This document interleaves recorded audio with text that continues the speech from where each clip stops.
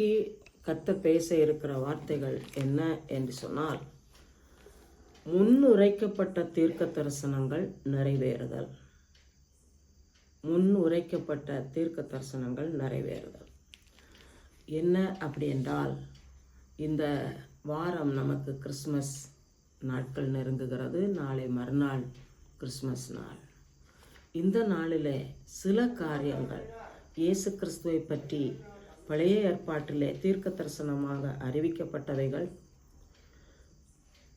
இயேசு கிறிஸ்துவின் பிறப்பை பார்த்து காத்திருந்த தேவ மக்கள், இயேசு பாலனை கண்டு மகிழ்ந்து சந்தோஷப்பட்டவர்கள், சாட்சி பகர்ந்தவர்கள், நம்முடைய தொடர்பு என்ன, இந்த காரியங்களை குறித்து பேச பரிசுத்த ஆவியானவர் ஆலோசனை தந்ததினாலே அவைகளை குறித்து சில நிமிடங்கள் நாம் தியானிக்க கர்த்தர் நமக்கு உதவி செய்வாராக.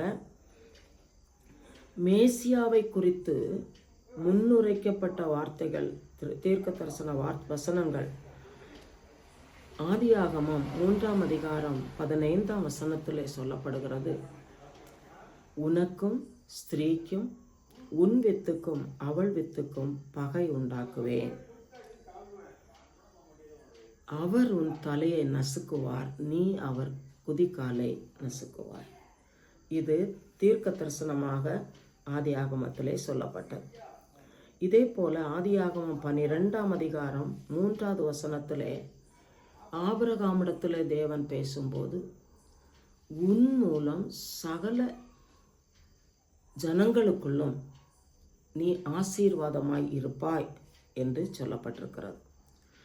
அதே போல ஆதியாகமம் 22ஆம் அதிகாரத்திலும் இதே வசனம் சொல்லப்படுகிறது. நீ சகல ஜனங்களிலும் ஆசீர்வாதமாய் இருப்பாய். அது இயேசு கிறிஸ்து சகல ஜனங்களுக்கும் ரட்சிப்பு கொடுக்கிறவர் என்பதை நமக்கு அறிவிக்கிறது. உபாகம புஸ்தகம் 18ஆம் அதிகாரம் 15 முதல் 18 வரை உள்ள வசனங்களிலே வாசிக்கும்போது, எதிர்கால தீர்க்கதரிசி ஒருவர் வருவார் என்று அறிவிக்கப்பட்டுள்ளது. இன்னும் விசேஷமாக சங்கீத புஸ்தகங்களிலே அநேக சங்கீதங்கள் கிறிஸ்துவை குறித்து சொல்லப்படுகிறது. அது வெளிப்படையாய் சொல்லப்படவில்லை என்றாலும் புதிய ஏற்பாட்டில் உள்ள கருத்துக்கள் எல்லாம் இந்த கருத்துக்களை ஒட்டியதாக இருக்கிறது. குறிப்பாக தாவீது பல சங்கீதங்கள் சொல்லி பாடியிருக்கிறார். எல்லாவற்றையும் நான் நினைவுபடுத்தவில்லை. சங்கீதம் 2 6, 7 வாசிக்கிறேன். சங்கீதம் 2, 6, 7 வசனங்கள். அப்பொழுது அவர் 6, 7, நான் என்னுடைய பரிசுத்த பர்வதமாகிய சியோன் மீதில் என்னுடைய ராஜாவை அபிஷேகம் பண்ணி வைத்தேன். தீர்மானத்தின் விவரம் சொல்லுவேன். கர்த்தர் என்னை நோக்கி, நீர் என்னுடைய குமாரன், இன்று நான் உம்மை ஜனிப்பித்தேன் என்று தீர்க்க தரிசனமாக பாடியிருக்கிற வசனத்தை நாம் பார்க்கிறோம். இன்னும் சங்கீதம் 22 இயேசு கிறிஸ்துவின் பாடு மரணங்களை குறித்து முன்னறிவித்து பாடியிருக்கிறார் தாவீது ராஜா. ஏசாயா தீர்க்க தரிசன புஸ்தகத்திலே, இதோ ஒரு கன்னிகை கற்பவதியாகி ஒரு குமாரனை பெறுவாள், அவளுக்கு இம்மானுவேல் என்று பெயரிடுவாள் என்று ஏசாயா 7ஆம் அதிகாரம் 14ஆம் வசனத்திலே சொல்லப்படுகிறது. ஏசாயா 9ஆம் அதிகாரம் 6ஆம் வசனத்திலே, நமக்கு ஒரு பாலகன் பிறந்தார், நமக்கு ஒரு குமாரன் பிறந்தார், கொடுக்கப்பட்டார், அவர் கர்த்தத்துவம் அவர் தோளின் மேல் இருக்கும், அவர் நாமம் அதிசயமானவர், ஆலோசனை கர்த்தர், வல்லமையுள்ள தேவன், நித்திய பிதா, சமாதான பிரபு என்று இயேசு கிறிஸ்துவை பற்றிய தீர்க்க தரிசனமாக அறிவிக்கப்பட்டிருக்கிறது. ஏசாயா 53ஆம் அதிகாரம் இயேசு கிறிஸ்துவின் பாடு மரணங்களை முன்னறிவித்து சொல்லப்பட்டிருக்கிறது. மீகா தீர்க்க தரிசன புஸ்தகம் 5ஆம் அதிகாரம் 2ஆம் வசனத்திலே குறிப்பாக இயேசு கிறிஸ்து பெத்லகேம் அந்த இடத்துல பிறப்பார் என்று சொல்லப்பட்டிருக்கிறது. தானியேல் தீர்க்க தரிசன புஸ்தகம் 9ஆம் அதிகாரம் 24 முதல் 27 வரை உள்ள வசனங்களிலே இயேசு கிறிஸ்துவன் அல்லது மேசியா வருவார், அவருடைய மரணம், இதெல்லாம் தீர்க்க தரிசனமாக அறிவிக்கப்பட்டிருக்கிறது. மல்கியா தீர்க்க தரிசன புஸ்தகத்திலே 4ஆம் அதிகாரம் 5-6 வசனங்களிலே நாம் வாசிக்கும் போது யோவான் ஸ்நானன் பெயர் சொல்லப்படவில்லை, அவர் இயேசுவுக்கு முன்னோடியாய் வருவார் என்று சொல்லப்படுகிறார். இப்படி பல தீர்க்க தரிசன வசனங்கள் ஏற்கனவே சொல்லப்பட்டு இருக்கிறது. இதை அப்படியே யாரும் மறந்து விடவில்லை. அவைகளை எல்லாம் நினைவிற்கொண்டு அவ்வப்போது அவர்களுடைய ஆசை என்னவென்றால், நம்முடைய காலங்களிலே இயேசு பிறக்க வேண்டும், மேசியா வர வேண்டும், மேசியா விடுதலை செய்வார் என்று சொல்லி. ஏன்னா இஸ்ரவேல் ஜனங்கள் பாவம் செய்த போது அடிமைத்தனங்கள், சிறையிருப்புகள், இப்படிப்பட்ட காரணங்களினாலே அவர்கள் தேவனை நோக்கி கூப்பிட்டார்கள். உம்முடைய வசனம் இப்படி இருக்கிறதே, உம்முடைய வார்த்தைகள் இப்படி இருக்கிறதே என்று கூப்பிட்டார்கள். அவர்களுடைய முறையிடுதல்கள் கேட்கப்பட்டது. பல முறையிடுதல்களுக்கு கர்த்தர் பதில் கொடுத்தார். எந்த ஒரு காரியமும் கர்த்தர் நமக்கு சொல்லி இருக்கிறார் என்றால் அவைகளை குறித்த சந்தேகம் நமக்கு இருக்கக்கூடாது. கர்த்தர் இதை சொல்லி இருக்கிறார், அதை செய்வார் என்ற விசுவாசம், பொறுமை, காத்திருத்தல் அவசியம். இந்த தேவனுடைய மக்கள் காத்திருந்தார்கள். ஆனால் தேவனுடைய வார்த்தை நிறைவேறுவது அதனதன் நேரங்களிலே தேவ திட்டத்தின்படி நடக்கும். ஆக அந்த நாட்களிலே அவர்கள் எதிர்பார்த்தது போல நடக்கவில்லை என்றாலும் தேவன் தம்முடைய வாக்குத்தத்தத்தில் உண்மை உள்ளவராய் அவைகளை நிறைவேற்றினார் என்று நாம் பார்க்கிறோம். நாம் குறிப்பாக இதில் சிலரை குறித்து நாம் கவனிக்க வேண்டும்.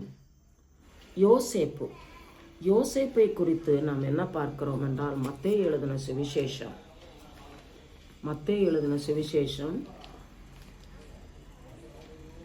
1ஆம் அதிகாரம், மத்தேயு 1ஆம் அதிகாரம் 18 முதல் சில வசனங்களை வாசிக்கிறேன். மத்தேயு எழுதின சுவிசேஷம் 1ஆம் அதிகாரம் 18 முதல் வாசிக்கிறேன்.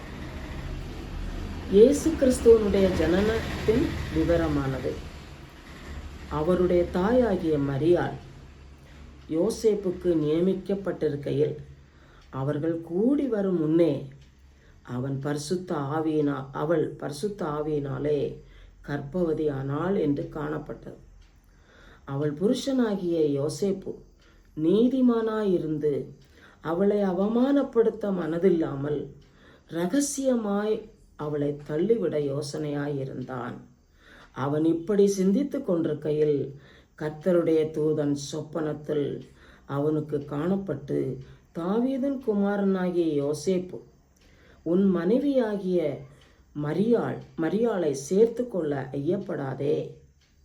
அவளிடத்தில் உற்பத்தியாயிருக்கிறது பரிசுத்த ஆவியினால் உண்டானது. அவள் ஒரு குமாரனை பெறுவாள். அவருக்கு இயேசு என்று பெயரிடுவாயாக. ஏனெனில் அவர் தமது ஜனங்களின் பாவங்களை நீக்கி அவர்களை இரட்சிப்பார் என்றான்.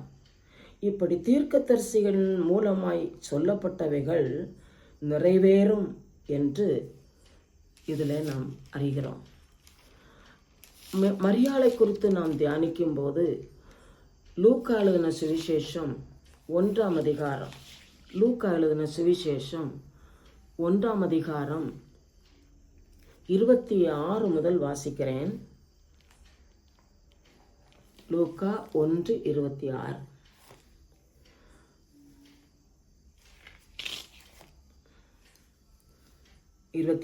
வாசிக்கிறேன். தாவீதின் வம்சத்தானாகிய யோசேப்பு என்கிற நாமமுள்ள புருஷனுக்கு நியமிக்கப்பட்டிருந்த ஒரு கன்னிகையின் இடத்திற்கு தேவனாலே அனுப்பப்பட்ட அந்த கன்னிகையின் பெயர் மரியாள். அவள் இருந்த வீட்டில் தேவதூதன் பிரவேசித்து, கிருபை பெற்றவளே வாழ்க, கர்த்தர் உன்னுடனே இருக்கிறார், ஸ்திரீகளுக்குள்ளே நீ ஆசீர்வதிக்கப்பட்டவள் என்றார். அவளோ அவனை கண்டு அவன் வார்த்தையினால் கலங்கி இந்த வாழ்த்துதல் எப்படிப்பட்டதோ என்று சிந்தித்து கொண்டிருந்தாள். தேவதூதன் அவளை நோக்கி, மரியாளே, பயப்படாதே, நீ தேவனிடத்தில் கிருபை பெற்றாய். இதோ நீ கர்ப்பவதியாகி ஒரு குமாரனை பெறுவாய். அவருக்கு இயேசு என்று பெயரிடுவாயாக. அவர் பெரியவராயிருப்பார். உன்னதமானவருடைய குமாரன் எனப்படுவார். கர்த்தராகிய தேவன் அவருடைய பிதாவாகிய தாவீதின் சிங்காசனத்தை அவருக்கு கொடுப்பார். அவர் யாக்கோபின் குடும்பத்தாரை என்றென்றைக்கும் அரசாளுவார். அவருடைய ராஜ்யத்துக்கு முடிவிராது என்றான். அதற்கு மரியாள் தேவதூதனை நோக்கி, இது எப்படி ஆகும்? புருஷனை அறியேனே என்றாள். தேவதூதன் அவளுக்கு பிரதியுத்தரமாக, பரிசுத்த ஆவி உன்மேல் வரும், உன்னதமானவருடைய பலம் உன்மேல் நிழலிடும். ஆதலால் உன்னிடத்தில் பிறக்கும் பரிசுத்தம் உள்ளது தேவனுடைய குமாரன் எனப்படும். இதோ உனக்கு இனத்தாளாய் இருக்கிற எலிசபெத்தும் தன் முதிர் வயதிலே ஒரு புத்திரனை கற்பந்தரித்திருக்கிறாள். மலடி எண்ணப்பட்ட அவளுக்கு இது 6ஆம் மாதம். இதை தொடர்ந்து நான் சில வசனங்களை வாசிக்கிறேன். இதை குறித்து மரியாள் என்ன பதில் சொன்னாள் என்றால் 38வது வசனத்திலே சொல்லப்படுகிறது, அதற்கு மரியாள், இதோ நான் ஆண்டவருக்கு அடிமை, உம்முடைய வார்த்தையின்படி எனக்கு ஆக கடவது. இதில் என்ன பார்க்கிறோம் என்று சொன்னால், யோசேப்பு மரியாள்.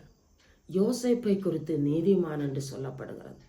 மரியாள் கன்னி மரியாள், உத்தமியாயிருந்தவள். தேவன் ஒவ்வொருவரை ஒவ்வொரு திட்டத்திற்காக கண்டிருக்கிறார். இன்றைக்கு நாம் இருக்கிறோம் என்றால் நம்மை குறித்த ஒரு திட்டம் தேவன் வைத்திருக்கிறார். அது என்ன என்று எல்லாம் வேத வசனத்திலே நமக்கு அறிவிக்கப்பட்டிருக்கிறது. அதுதான் வேதாகமம் வாசிக்கணும்னு சொல்றது, தியானிக்கணும். நம் கவனமாய் கருத்தாய், கர்த்தாவே, இன்றைக்கு நான் வாசிக்கிற வசனங்களிலே என்னோடு பேசும் என்று தாகத்தோடு வாசிக்கிறவர்களுக்கு கர்த்தருடைய வார்த்தை, நீங்கள் எந்த பகுதியில் வாசித்தாலும் சரி, அது உங்களுக்கு கர்த்தர் கொடுக்கிற வார்த்தையாக இருக்கும் என்பதை ருசித்து கொள்ள வேண்டும். அனுபவத்தோடு தான் சொல்லுகிறேன். கர்த்தர் பெரியவர். இந்த வார்த்தைகள் கேட்ட மரியாள் அமைதலாய் இருக்கவில்லை. கர்த்தரை துதித்து பாடின, வாழ்த்தின சந்தோஷ வார்த்தைகள் எல்லாம் பிந்தின வசனங்களிலே சொல்லப்படுகிறது. அந்த வார்த்தைகளை நீங்கள் வாசித்து கர்த்தரிலே மகிழுங்கள். அடுத்தபடியாக சிமியோனை குறித்து சொல்லுகிறேன். சிமியோன் இயேசுவின் பிறப்புக்காக காத்திருந்தவர் என்று குறிப்பாக அநேகர் காத்திருந்தார்கள், 1-2 பேர் அல்ல. அதிலே சிமியோனை குறித்து இந்த வசனங்களிலே சொல்லப்படுகிறது. லூக்கா எழுதின சுவிசேஷம் 2ஆம் அதிகாரம் 25 முதல் 32 வரை. லூக்கா 2ஆம் அதிகாரம் 25 முதல் 32 வரைக்கும் வாசிக்கிறேன். மோசேயின் நியாயப்பிரமாணத்தின்படியே அவர்களுடைய சுத்திகரிப்பின் நாட்கள் நிறைவேறின போது முதற்பேரான எந்த ஆண் பிள்ளைகளையும் கர்த்தருக்கு பரிசுத்தம் என்று எண்ணப்படும் என்று நியாயப்பிரமாணத்தில் எழுதியிருக்கிறபடி கர்த்தருக்கென்று ஒப்பு கொடுக்கவும், கர்த்தருடைய நியாயப்பிரமாணத்தில் சொல்லியிருக்கிறபடி ஒரு ஜோடு புறாவையாவது 2 புறா குஞ்சுகளையாவது பலியாக செலுத்தவும் அவரை எருசலேமுக்கு கொண்டு போனார்கள். அப்பொழுது சிமியோன் என்னும் பெயர் கொண்ட ஒரு மனுஷன் எருசலேமில் இருந்தான். அவன் நீதியும் தேவபக்தியும் உள்ளவனாயும் இஸ்ரவேலின் ஆறுதல் வர காத்திருக்கிறவர்களாயும் இருந்தான். அவன் மேல் பரிசுத்த ஆவி இருந்தார். இதில் சில காரியங்கள் நாம் அறிந்து கொள்ள வேண்டும். சிமியோன் நீதி தேவபக்தி நிறைந்தவர், இஸ்ரவேலின் ஆறுதலுக்கு காத்திருக்கிறவர். இன்றைக்கு நம்ம எல்லாரும் ஏன் ஜெபம் பண்ண கூடியிருக்கிறோம் என்றால், தேவ ஜனம் ஆறுதல் அடைய வேண்டும். இந்தியா மனம் திரும்ப வேண்டும். உலக நாடுகள் ஜனங்கள் மனம் திரும்ப வேண்டும். இயேசு கிறிஸ்துவின் இரத்தம் இந்த ஜனங்கள் எல்லாம் ரட்சிக்க வேண்டும் என்று சிந்தப்பட்டிருக்கிறது. தேவ திட்டம் எல்லார் மூலம் நிறைவேற்றப்பட வேண்டும். நாமும் இயேசு கிறிஸ்துவின் வருகைக்கு காத்திருக்கிறோம்.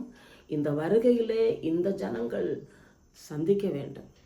இதற்காக நமக்கு கொடுத்திருக்கிற பொறுப்பை நிறைவேற்றுவதற்காக நாம் கூடி வந்திருக்கிறோமே. இயேசுவின் பிறப்பு ஆச்சரியமானது என்பதை நாம் அறிந்து உணர்ந்து ருசிக்கிறோம். இதை தெரிந்தவர்களும் உணராதபடி வாழுகிற ஜனங்கள், அவர்களுடைய ஆறுதலுக்காக நாம் காத்திருக்கிறோம். அவர்களுடைய ரட்சிப்பு வர நாம் ஜெபம் பண்ணுகிறோம். நமக்கு கர்த்தர் பரிசுத்த ஆவியை தந்திருக்கிறார். இந்த சிமியோனிடத்திலே அன்றைக்கு பரிசுத்த ஆவி இருந்தார் என்று சொல்லப்பட்டிருக்கிறது. இந்த 2ஆம் அதிகாரம் லூக்கா 2:26 வாசிக்கிறேன். கர்த்தருடைய கிறிஸ்துவை நீ காணும் முன் மரணம் அடைய மாட்டாய் என்று பரிசுத்த ஆவியினாலே அவனுக்கு அறிவிக்கப்பட்டது. அதனால அவர் என்ன செய்திருந்தார்? பரிசுத்த ஆவியின் ஏவுதலினாலே அங்க எருசலேமுக்கு வந்திருந்தார்கள். இயேசுவை அங்கே கொண்டு வந்திருந்தார்கள். 28வது வசனத்தை வாசிக்கிறேன். அவன் அவரை தன் கைகளில் ஏந்தி கொண்டு தேவனை ஸ்தோத்திரித்து, பாருங்க எவ்வளவு சந்தோஷம் இருந்திருக்கும், எவ்வளவு ஆர்வமாய் காத்து ஜெபம் பண்ணினவர். இயேசுவை தூக்கி, குழந்தை இயேசுவை தூக்கி ஏந்தி கொண்டு தேவனை ஸ்தோத்தரித்து. 29வது வசனம். ஆண்டவரே, உம்முடைய வார்த்தையின்படி உமது அடியேனை இப்பொழுது சமாதானத்தோடே போக விடுகிறீர். புறஜாதிகளுக்கு பிரகாசிக்கிற ஒளியாகவும் உம்முடைய ஜனமாகிய இஸ்ரவேலுக்கு மகிமையாகவும் தேவரீ சகல ஜனங்களுக்கு முன்பாக ஆயத்தம் பண்ணின உம்முடைய இரட்சணியத்தை என் கண்கள் கண்டதே. ஆமா, நாம் இன்றைக்கு விசுவாசிக்கிறோம். இயேசு நம்முடைய உள்ளத்திலே பிறந்திருக்கிறதுனாலே மிகுந்த மகிழ்ச்சியோடு நாம் கர்த்தருக்குள் வாழ கிருபை தந்திருக்கிறாரே. இந்த இரட்சணியத்தை நாம் அனுபவிக்க கிருபை தந்திருக்கிறார். இந்த சிமியோன் சொன்னது போல புறஜாதிகளுக்கு பிரகாசிக்கிற ஒளியாக இயேசுவின் ஒளியை நாம் பிரஸ்தாபப்படுத்த வேண்டும். இஸ்ரவேலுக்கு மகிமையாக உலகத்தில் உள்ள எல்லா மனுஷரும் மனம் திரும்புதலுக்காக நாம் பிரயாசப்பட வேண்டும் என்று இந்த வார்த்தைகளிலிருந்து நாம் அறிந்து கொள்ளுகிறோம். இன்னும் அன்னாவை குறித்து சொல்லப்படுகிறது. இதே அதிகாரம் லூக்கா 2ஆம் அதிகாரம் 36 வாசிக்கிறேன். ஆசேருடைய கோத்திரத்தாலும் பானுவேலின் குமாரத்தியுமாகிய அன்னாள் என்னும் ஒரு தீர்க்கதரிசி இருந்தாள். அவள் கன்னிப்பிராயத்தில் விவாகமான முதல் 7 வருஷம் புருஷனுடனே வாழ்ந்தவளும் அதிக வயது சென்றவளுமாய் இருந்தாள். ஏறக்குறைய 84 வயதுள்ளவள் அந்த விதவை. தேவாலயத்தை விட்டு நீங்காமல் இரவும் பகலும் உபவாசித்து ஜெபம் பண்ணி ஆராதனை செய்து கொண்டிருந்தாள். அவளும் அந்நேரத்தில் வந்து நின்று கர்த்தரை புகழ்ந்து எருசலேமிலே மீட்புக்காக காத்திருந்த யாவருக்கும் அவரை குறித்து பேசினாள். இந்த அன்னாள் என்ன, சின்ன வயதிலேயே விதவையான ஒரு ஸ்திரீ. துக்கம் துயரம் மனிதனுக்கு வரும். பாடுகள் கஷ்டங்கள் வேதனைகள் கவலைகள் வரும். கர்த்தரை நம்புகிறவர்கள் பாக்கியவான்கள். கர்த்தரை தேடுகிறவர்கள் ஆசீர்வதிக்கப்பட்டவர்கள். தேவ சமூகத்திலே நேரம் செலவிடுகிறவர்கள் மகா பெரிய ஆசீர்வாதத்தை தாங்கள் சுதந்திரிக்கிறது மட்டுமல்ல, அநேக ஆயிரங்களுக்கு ஆசீர்வாதமாக வாழ கர்த்தர் பயன்படுத்துவார். இன்றைக்கு இந்த அன்னாளை குறித்து பார்க்கிறோமே, ஒரு ஸ்திரீ. அவள் ஒரு தீர்க்கதரிசி என்று சொல்லப்படுகிறது. அந்த காலத்திலேயே அவள் வயது சென்றிருந்த போதிலும் ஆலயத்தை விட்டு விலகாதவள். 84 வயதிலும் இரவும் பகலும் உபவாசித்து ஜெபம் பண்ணி நம்ம எல்லாம் என்ன செய்வோம்? நமக்கு தேவைன்னா இயேசுவை கூப்பிடுவோம். தேவை இருந்தோ இல்லையோ, கர்த்தர் நம்மிடத்திலே எதிர்பார்க்கிற காரியம் இயேசுவை நேசிக்கணும், கர்த்தருக்கு ஸ்தோத்திர பலி செலுத்த வேண்டும், கர்த்தருக்குரிய மகிமையும் கனமும் அவருக்கு செலுத்த வேண்டும். கர்த்தருக்கே ஸ்தோத்திரம் என்று சொல்லும்போது என்ன ஜெபம் பண்ண வேணும், எப்படி ஜெபம் பண்ண வேணும் என்று அங்கே நம்ம நடத்துவார். நம்ம அதான் செய்கிறோம். இப்படி ஜெபம் பண்ணி ஆராதனை செய்து கொண்டிருந்தால் இயேசு பிறந்த அப்போ அந்த நாட்களில் எவ்வளோ பேர் காத்திருந்திருக்காங்க. இதில் சொல்லியிருக்கு. அந்நேரத்தில் வந்து நின்று கர்த்தரை புகழ்ந்து எருசலேமின் மீட்புக்காக காத்திருந்த யாவருக்கும் அவரை குறித்து பேசினார். எவ்வளோ சந்தோஷம். இனிமே நம்ம என்ன செய்ய இருக்கிறோம் என்றால், இயேசு கிறிஸ்துவின் வருகை அது சீக்கிரமாக இருக்கிறது. இன்னும் அநேக சம்பவங்கள் சொல்லப்பட்டிருக்கிறது, மேய்ப்பர்கள், விஞ்ஞானிகள் எல்லாம். ஆனாலும் நேரத்துக்கு தகுந்தபடி போகும். கர்த்தர் நல்லவர். நம்முடைய நாட்கள் விசேஷித்த நாட்கள். இயேசு கிறிஸ்துவின் வருகை எப்போது? நினையாத நாளிகையிலே வருவார். அநேகர் எதிர்பார்க்கிறது என்ன? நம்ம காலங்களில் வரணும். அவர் தகுந்த நேரத்தில் வருவார். வருவேன் என்று சொல்லுகிறவர் வருவார். காத்திருக்கிறவர்கள் பாக்கியவான்கள். அவர் வரும்போது எடுத்துக்கொள்ளப்படுவார்கள். மரணம் என்றால் மரணத்திலும் அவருடனே எடுத்துக்கொள்ளப்படுவோம். எவ்வளோ மகத்துவமான காரியங்கள் கர்த்தர் தந்திருக்கிறார். நாம் மட்டும் எடுத்துக்கொள்ளப்படுவது மட்டுமல்ல, நம்மை சேர்ந்தவர்கள், நம்முடைய குடும்பத்தார், நம்முடைய பிள்ளைகள், நம்முடைய நாம் பார்க்கிற பேசுகிற ஜனங்கள், நம்மால் எவ்வளவு தூரம் இயேசுவை அறிவிக்க முடியுமோ அவ்வளோ தூரம் அறிவித்து ஆதாயப்படுத்துவதற்கெல்லாம் தேவன் கணக்கு வைத்து அதற்குரிய ஆசீர்வாதங்களை பிரதிபலனாக இயேசு வரும்போது நம்மை நிறைவாய் நடத்துவார். இந்த நாளுக்காக நாம் காத்திருக்கிறோம். நம்முடைய பொறுப்புகளை நாம் நிறைவேற்றுவோம். அன்றைக்கு இயேசு பிறந்தபோது எல்லா ஜனத்திற்கும் மிகுந்த சந்தோஷம். இயேசு வரும்போது இதை விட பயங்கரமான சந்தோஷம். அதை பெற்றுக்கொள்ள கர்த்தருக்கென்று காத்திருந்து தேவ சித்தத்தை நிறைவேற்ற தேவ கிருபை நமக்கு தருவாராக. ஜெபம் பண்ணுவோம்.